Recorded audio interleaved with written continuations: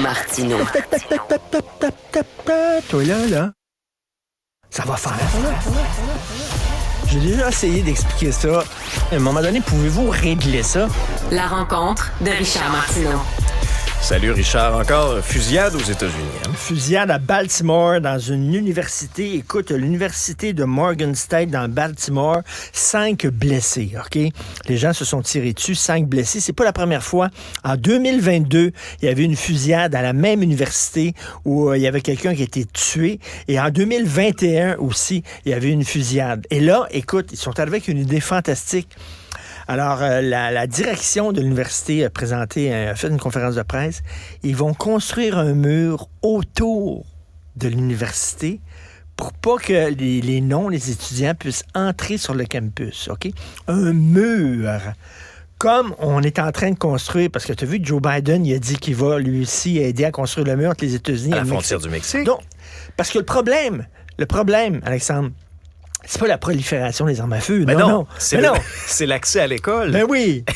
C'est bien connu que les États-Unis n'ont pas de problème d'accès aux armes à feu. Alors, c'est ça, c'est l'accès à l'école et pas l'accès aux armes à feu. Donc, si tu peux faire en sorte que les gens qui sont armés puis en maudit ne puissent pas entrer dans les écoles, là, t'es correct. Tu sais, on a entendu ça, les professeurs devraient porter des gilets pare-balles. Oui. Après ça, les jeunes... Même.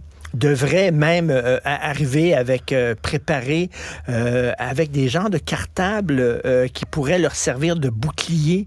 On dit que après ça, il faudrait barrer les portes des écoles pour que personne ne puisse entrer. Mais là, Christy, s'il y a un tueur en dedans, les gens ne pourront pas sortir. Et là, on est rendu à dire, on va construire un gros mur. Écoute, un mur de 8000 pieds de long qui va encercler 90% du campus et qui va justement éliminer le problème. J'en reviens pas ce que tu me dis. Non, mais il faut vraiment... C'est dans le National Post aujourd'hui. Il faut vraiment refuser d'être conscient de la problématique d'une société avec les armes à feu là, pour en venir à se dire... Hey, on va construire un mur, là, puis ça va se régler comme par magie, le problème. Oui. C'est vraiment... Jusqu'à quel point les armes à feu, c'est important pour cette société-là. À un moment donné, ils vont te dire, Christy, le problème, c'est les armes à feu, Christy. C'est pas l'accès dans les universités, c'est pas les profs qui sont pas armés, c'est pas les profs qui portent pas de gilet pare-balles, c'est les armes à feu. Non, en tout cas, ils vont construire un mur. Écoutez, lisez ça, c'est dans le National Post. Et en terminant, il nous reste du temps. Tu es allé voir Testament. Je suis allé voir Testament en fin de semaine. On dit souvent le premier week-end au box-office pour les films québécois, c'est tellement important. Alors, je me suis dit, je vais y aller, je vais en profiter. J'ai adoré ça. J'avais entendu tes commentaires et ceux de Sophie, puis je suis entièrement d'accord avec vous autres. En fait, ce film-là expose à grands traits tous les travers de notre société actuelle. Oui. Tout ce qui mérite d'être dénoncé.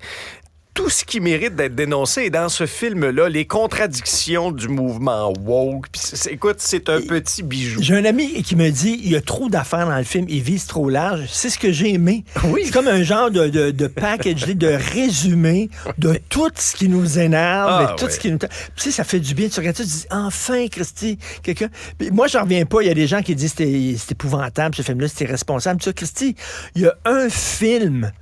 Sur 100 films québécois qui se fait, il y en a un qui critique les woke. Il peut en avoir un, rien qu'un? Ben non, on veut l'enlever des écrans quasiment. Mais est-ce que tu ris? C'est très drôle. J'ai ri à gorge déployée, honnêtement. J'ai adoré ça. C'est peut-être une question de génération. Je ne sais pas, mais je trouve ça, il y a plein de gags et je trouve ça super bon. J'espère. Des petits caméos. On veut pas vous dévoiler non plus là, des moments importants du film, mais il y a des petits caméos qui sont faits à l'intérieur. Mais c'est en fait des comédiens qui ont été importants dans la filmographie de Denis Arcand qui reviennent faire 3 petits tours et puis s'en vont. Là, un petit coup de chapeau. Et on va le dire, Robert Lepage. Ça, c'est savoureux. Ça, honnêtement, c'est savoureux. Je veux dire, lui, là, qui rappelons-le, là, n'a pas pu présenter certains de ses spectacles. En raison, justement, de tout ce qui est d'appropriation culturelle et quoi que ce soit. Et là, via son personnage, nous livre un discours assez bien senti. Merci.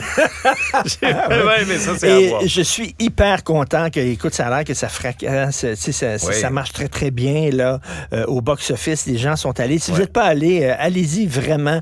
Premièrement, vous allez rire et on a besoin de rire ces temps-ci. Et en même temps, c'est un portrait du Québec qui est désespérant quand même, mais quand même heureusement drôle. Sinon, écoute, on s'ouvrirait les veines. Sinon, voilà.